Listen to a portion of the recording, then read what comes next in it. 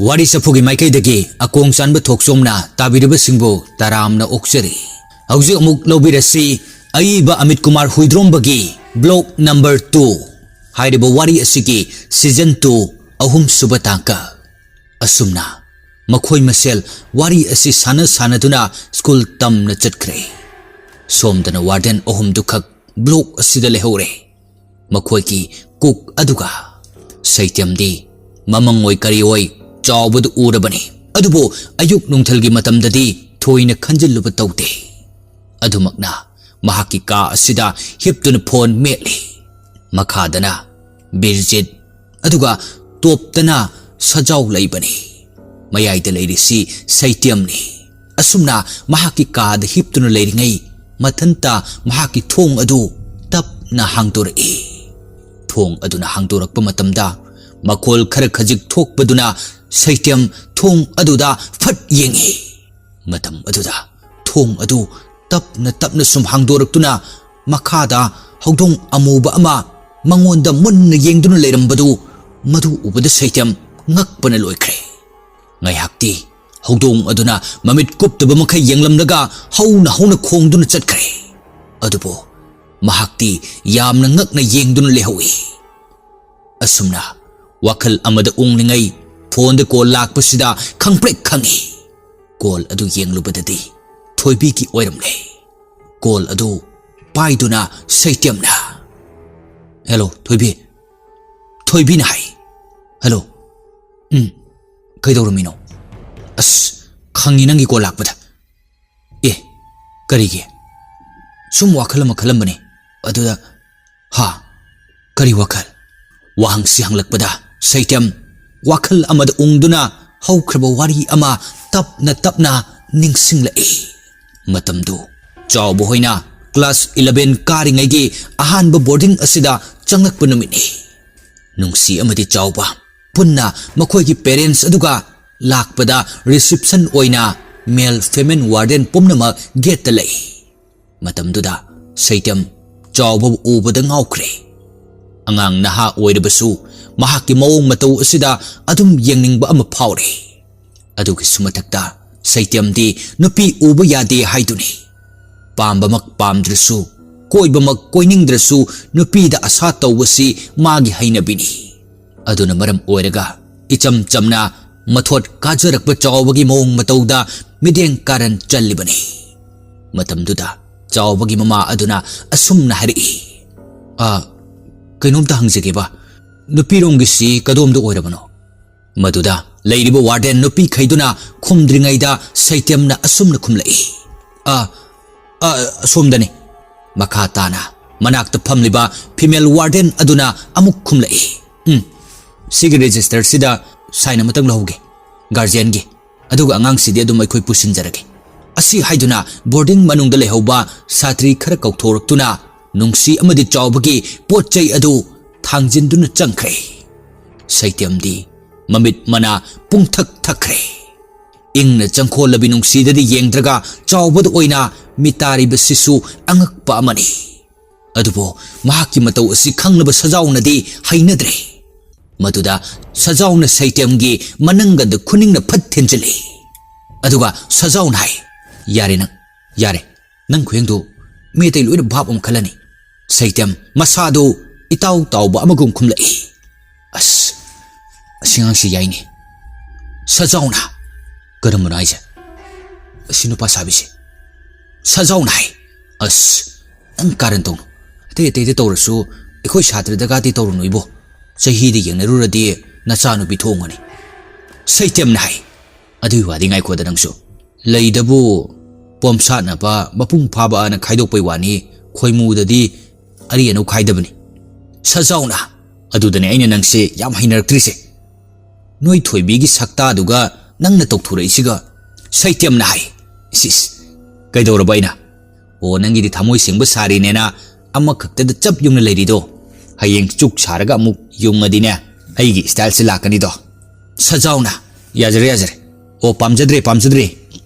ꯑꯁꯨꯝꯅ ꯃꯈꯣꯏ ꯑꯅꯤ ꯃꯔꯩ ꯌꯦꯠꯅꯩ꯫ ꯑꯗꯨꯕꯨ ꯁꯩꯇ꯭ꯌꯝꯗꯤ ꯆꯥꯎꯕꯗ ꯀꯥꯔꯟ ꯇꯥꯅꯤꯡꯕ, ꯂꯛꯅꯅꯤꯡꯕꯗꯤ ꯐꯥꯎꯔꯤꯕꯅꯤ꯫ ꯃꯁꯤꯒꯤ ꯅꯨꯡꯉꯥꯏꯕ ꯃꯨꯠ ꯑꯁꯤꯗ चंगलक मतमददी महाकी फ्लोर परेंगी अंगांग सिंगी मरकता खरा हाई फाई ओइबा अंगौ सनाना हेक थेंगनरुरे महाकनसु चावबदा मिटेंग कारन तानिंगबगी सामिंदु फंगबदा कलकप फावरमी असुमना वारी मतेक्तु निंगसिंगलिंगै अमुक्कसु थोइबिना हंगलई कैदौरगे तुमिना लेसिना सैत्यमना हा करिबो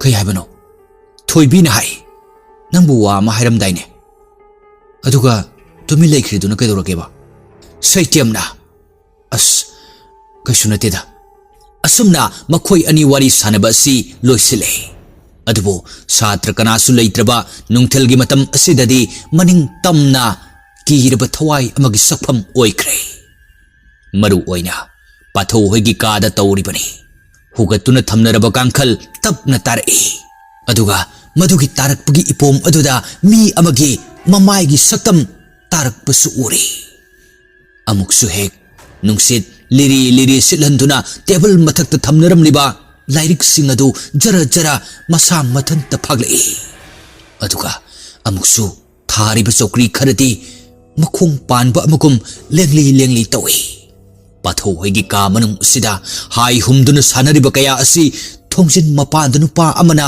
चप लेप्तुना येंगलकपा मतमददी मची अमत्त लेंखिद्रे नुपा अदु अतै कनासु नते पुनसिबनी पुनसिबा महाकी पोटचै पिक थना यावरबा बेग अनिगा लोइनना थोंजिन मपान लेप्तुना का अदुदा मुन्ना मुन्ना कोइलै लेइदुन येंगली गायहाक येंगतुना लेरिङै सैत्यमसु मनाक्ता चंगसिलै अदुगा हारि सैत्यमना चंगोने नंगबो कनामु ngairino से बेग अमसे आई पाइबिगिसे मखोई अनि का अदुदा चंगलक्ले अदुबो पुनसिबदी महाकी मचिन अदु मार्क्स अदुनु खुंबगा लोइनना वा मचेट अमा फाव खुमलक्ते सैत्यमना हाइ नंगसु खितंगना ला अमदी स्कूल कारंबो याबने अतैदि लोइन चटखरे नंगना तोमता ngai होरेनि अदुबु कुइररोय मोइसु हलानि अदु पोचै सिदि नंग लोइसिलौरोने पुनसिबा करी सुखुमदे सैत्यमसु बेग अदु थमलमलगा अदुमक थोखरे पुनसिबा का अदुदा कोइलै लेइदुन येंगबो लेप्ते का अदु इचाई चाइबगुमना उरी कांखल हुगतुना लेइबा लाइरिक फाक्तोक लंबा चौकरी सिंह मफम चाना लेरमदबा असिदा खजिक्तंगदि खंजानै मरमदि हाना लेरिङै मतमदसु सुमाइना चखाइरगा थंबसि तौदबनी अदुना मरम ओरगा पुनसिबा महाकी पोचै मफम चाना चाना थमलबा मतुंग कोइचाई चाइदुन लेरिबा अदु तपना तपना लोइसिनबा हौरई अहानबदा फमुंग सिंह अदु लोइसिली अदुगा अमुक लाइरिक सिंह अदु मथंग मथंग लोइसिनबिरे अदुबो चौकरी सिंह अदु सेम सारकपा मतमददी चौकरी अमखक महाकना थांदोके तौबदा खांगलुम लुमलई चौकरी दो अतै लेरिबा सिंगा चप चपति माने अदुबो मसिना खांगलुम लुमलकबा असिदी पुनसिबा अंगकपा अमदि फावरे अदुना मरम ओरगा चौकरी दो अमुक थमलगा महाकी खाव अदुगी मनाक तमना चंगी अदुगा चेन मथंग मथंग हांगदोक्तुना करिगुंबा अमखक थीरे कोन थंगदा पोडियम अमखकनि योंबा पोसक अमखक पुथोरई मदु खोइजुम लेखानी मदु पुथोरकलगा मई सुखतुना थाई अदुगा का अदुगे अकोइबा अदुदा चतुना मैखु सिंह अदु सेन थुंगना चाहले मदु चाहलदुना मदु चाहन्दुना कन्न लाक्नरिङै बेरेन्दा रोमदा गुरुङ गुरुङ लाउबा मखै मी मयामने चंगलकपगी मखोल तारई मतमदुदा पुनसिबा स्वाइ लावे करिनो हाइदुना थोंजिन लोमदा थोलकपा मतमदा थोंजिन अदुदा याइमगा पाथौगना बोम लाउना थुमसिलै मदुदा मखोइ अनि खंप्रेक खंगना इमा हाइना लाउरे पुनसिबसु मनिंग हलगा ताइ अदुबो पुनसिबगी ममाइदी मार्क्स उपसिन बनिना फजन उदबदुदा खंद्रदुना अनिदुना मुन्न येंगदुना लई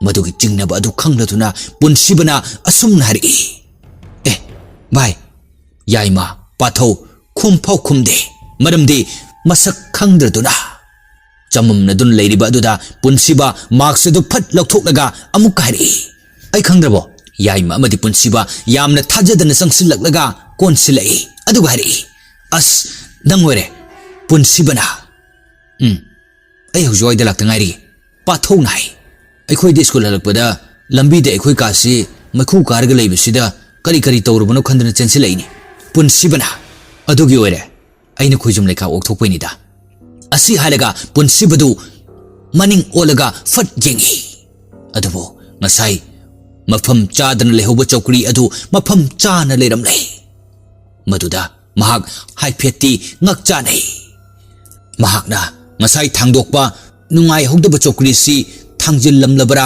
masa matom ta khanjare adubo menman tahogdaba sida thoina khanjilludana amuk haire punsibana chongose aigi betom ta seminase asumna makhoi school halaknarabanina mahaki bet sisu seminarami satra taidudi play time oirabanina sanaba thongnakhre adubo makhoi ahum khakti ka asida phamduna awa nungai wari tamnari pathongna nang laiba kisidi dako kani harapro punsibanai adugi molom supire doctor na ado aina tongi sarudi loin kaikre pathongna adubu oradi pharine aina sum khangbada koki saru crack chatpasi danger yam oigali haine punsibana adumakti tahodre tu laiba kisine khajagi sine aduga natongi saru kari sikani pathongna ado nang marks ti matam khro ukho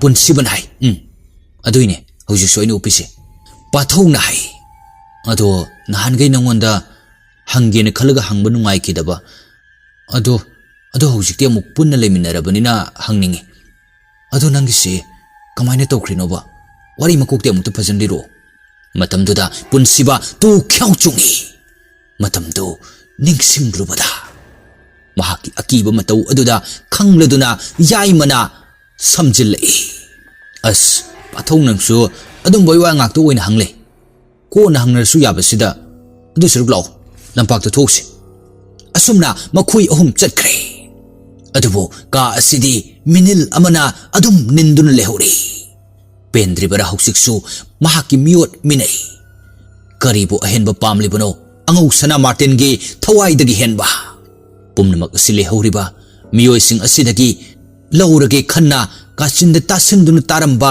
amuba amakhak tapna paithoraktuna phamung amagi kangkhada changkhre aduga mangkhre birjit makhagi floor asida class 11 singa laiminnabanina irang thoina di khangdre haibabu mahaksu amuk masa mathanta chingnejari huranba makokta napi pakle matagum karigumba khara soirubaduna maduna maram oraga masa mathomta pangkhanda khanjari bani laiminnabani kauduna saitem mateng khara pangluba aduna maram oraga tamthiraba chawbagi thawai asina mahakpusu awa famda tahallakadra haibasi mahaki akibu oire kimanba haibabu maram chadan tholakpa makhol silakpa nungsit pangki daki pangkhang da khangi aduga masagi mami da phawba khangba yaure ngasigi numidang hanagi numidang adugumna oire haibati satra anamba susunare aduna normal da hanjilakle haibati yare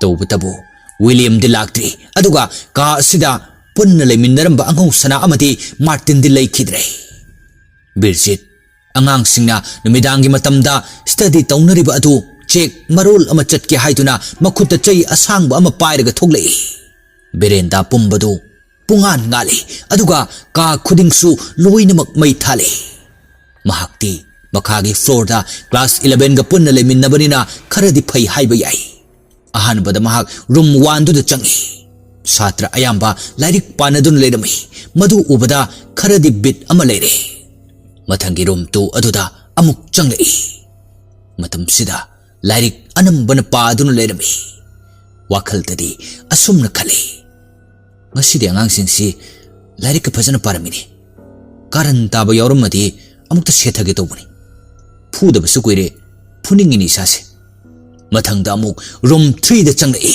adubo room number 3 asidi khitang honglami khara amana lairik parami aduga ama anidi lairik adu phaktoktuna ungduna phammaga lerami makhoin ungduna phamliba adusu chumna ungbaga nate mamaitu mathakta loinamak nongkhale aduga lerami maduda Birjit angakpa amadum phawi adubo mahakna changlak kaidore hangbadadi ingaw ngawbo wakhal gyan ama ita tabagumna lairik amuk makha pahobani asumna ngakli tawraga thoglak matungda mahaki aroiba room oiriba room number 4 da changlai matam sidasu angang anambana mathakta yengkhatun leirami adubu hangluba kandati phajana ikhum khumlakte aduga gyan men tadaba amagumna loina lehowi madu uruba matungda Birjiti hiena ngakle angang singasi kaidorabano mamit kari urabajano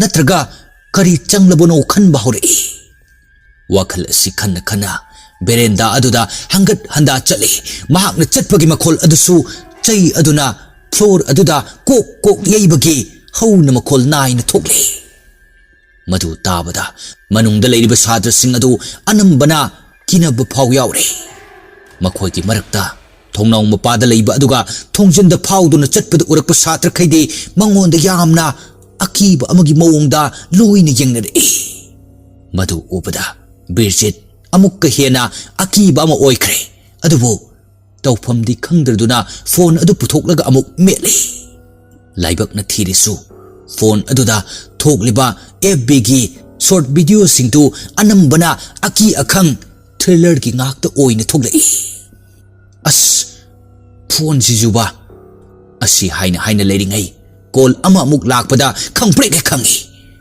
call adugi ringtone adusu mahakna hapkidaba namidangi matamda matom ta tabada akiba pokkadaba amagi ringtone ngai hakti angakpa amaga loinana call adu yengduna ringtone adu ngai haktai aduga call tu fat okhali aduga birjitna hello ima mama na hari ibungo nangbu kamai tawrikine ima adum ai leiri kasu tawtida hanagi hamu ni phai irenjana laitin khurumaga leyuko ima dine hekta leifam chapum khangde mama gi wahi aduda hana kirapna leiramba aduga mapa chana khituna chingnana hanglei kaidorge ma kasubudi tawteda ada lapna hek leibasida mangdaga toine hek ubaduda nangbu kamai tawribano haidan hangleini kamai urino aisi ma mangdubo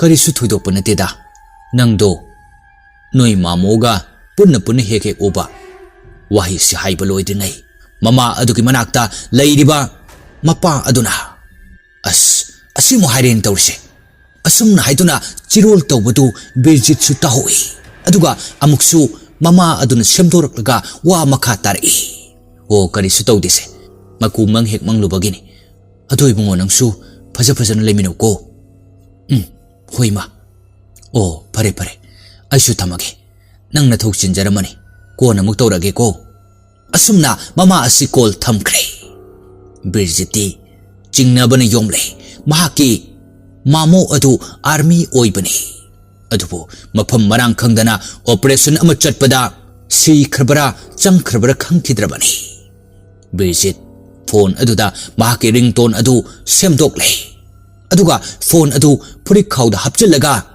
nongkhalakpa matamdadi berenda adugi iroi loiba sarukta musin moba mi amakhak lepadu madu amuk urakle birjit mi aduda mamit kuptaba makha yenglaga lei mi adusu sugleng lengde khara lapnaga leibaga mayek iseng sengde masen marang oina ure asumri yengningai mi adugi mamang oirapna toilet lomdagi angang ama ani fat thoklakpada mi adu khumjinkhre ukhidre birjit angang khaiduna mahaki maikai tamna noktuna lakpa adugi marumda lehuriba mi adu yengnanabu hotnari adubo angang sing aduna makhoi gi room da changkiba matamdadi ngasagi mi adu leiramdre matamduda mahaki wakhalda khali mi adu mahaki bhapna mami oina uribra natraga angang gumba ama lepamba oigadra haina wakhal khanfam khangdratuna magi kada amuk changlakle karino bhapmen ama ita tadaba thodok asida masa matom da chingnajari adu somdana pathau yaima punsiba amadi sinthangamba punna onsinnaduna wari saduna leiri wakhal khanfam khangdraduna magi kada amuk changlakle Karino, Bap met ama, ita tada butogdok asida, masa matom ta chingna jari. Aduga somdana, Patho, Yai mapun siba mati, Sintangamba, Punna onsin na duna, Wari saduna lady. Sintangambana. Ado bhai, Aidi boarding se, Yamdi hainadre. Numitang yorkani kanbada. Patho na. Ado bade ekhoisuni. Sahi loibe sidang ngari bani. Yai manahai. Ado pangki suki gumse. Haina balay bani. Karaki kanba midana hena tamnayena. Yai mana. Ado William do kamay tori jana husipo. Punsi banahai. Ay ka pau kar paunare. Masu boarding dalak ni ngedi hai. Ado mama mapana di kaya yada bumale. Yai mana. As laktriba su yara basida. Sat papaw fajana ngamtriba dubo. Punsi bana kumlai. Ado gidi panayam improvement lay bumale. Magi watado. Marup amana. Marup amakidabak ningjaba haibasi atukki matik ningjai. Madusu asengba marup oirubana awaba taraba kansida thamoida karigumba kharadi phauri. Madu makni makhoigi mafamda tariba asisu. Ikui kuina loina haudrasu matam khara yamna nungsinana phagi jugai nokna khena loina khiba kayaduna ngasidi ningjing mangjing na hale. William Magi chaisu aduna samlaga fajaraba leikol adugi marakta lairiba lambi aduda tapna lai. Mahaki tung oirapna nungsina tapli inarakle. Taram dynamite ki nungsa mangalna nungjabi olaba leichildaki thoglakba mangal asigi marakta haikol leikol ningthi jaraba leinam tana thalaba mafam asida sabi sanau anina tapli lakliba asi kayagi matik fajakre. Maduda amuksu liri sitpa malangi sahumna choijaina na tariba nungsigi samlang adu masa mathanta makhut aduna sem sajari. Adubu angawba malangi ithak ipomna henman khraduna nungsi machindu pairap tauna murum solai. Nungsit nena asi haina tanaurabi khusaduna sena jabangamdraba muraba samlang adubu Punkatuna sem sajabagi matau aduda William maning onthorak laga yengi. Aduga lagnare. William na. Nangi samlang duna maning tamning bagini. Nungsina nangonda ayat papiraponati. Nungsita wakalunu ni nangbo. Nungsina. Noina di kangdriba. Nupane na nupi ikugi samgi waba sisu wakrapone. Nungsi. Oina boy kariboy William da ningay taubugi maray haurei. Madu khangladuna William su amuk matik chana pakhum piri. William na nangi sidi wai chili hainadrena amuk kaktatkrage hairakani ko. Nungsina hai. Matamduduna ay yengamadro. Handakti William khangnok nokthorei. Aduga mamay adu leithoraktuna makhoina chatliba adu makata na chatpa horei. Aduga William na hai. Ay sukhongse saisu sina ngaklo wore. Adu nangdi ay dongna nama soinai bu oheningde. Nungsina asa phagi sumta wuni nang sidiba kasu kaktalo samkak pasu soinai bega susing di kaino. William na ay gimitadi nupina manang matam chadana maram iragi leitana masam tiyan kaktat pase soinai bani haina lawi. Nungsina adu di haino da mi thabak ate nang nadadana kaktat pa mayam yauri tudi. William na adu maina maram mama pusilaga nupigi fajaraba samlangi ningthija pase Mangan na buhon agano. Nungsi William na hari badu kangi. Adubo wari adu kitang thaidok laga asum na hari. Nungsi na koise tuwa jise ado saisu do lokto ay sambigi. Yani ay adum jatke nang wani da. Haina nungsi na namdana saisu ado mahaki makut nama na pai. Aduga William bona lengjum da sagot piraga makhoi animak pun na chatminay. William pura soinai ba maksunate satpa lengthok lengsin yamna nungai tabugi wa khaktani kaya dining thijare makhoi ani gi matause. William so harawraduna amuk nungsi dahari sumaina dum punsi se pachaminarati aidi awaba mata leiroi. Adubo mahaki wai asida ngasaidagi momon tauna makalamjar manungsi gi maithong tapna mangki aduga asumna khumlai. William, ibani ki pun sidi lambi pun deda. Kariki, nungsi nai, nangga ika lambi yamna lamnai. William na. Ado, nungsibagi mapamdadi amatu oidana. Nungsinay. Nungsibana nang ay nagsinabang kidrane. William, chatlamba adu chap lepi. Aduga, nungsida yang lei. Nungsigi milu animakta cheleba pirang singtu ubada William thamoi kaire. Aduga William na hari. Nungsi, nang kaidorage. Nungsi na kumlai. William, ay nangi nungsibadudi chet na thamjabani. Ado, ay di nangi oyo haina tamlam dramale. Ha, karige, nungsi na kumlai. Nangga iga lambi tongale.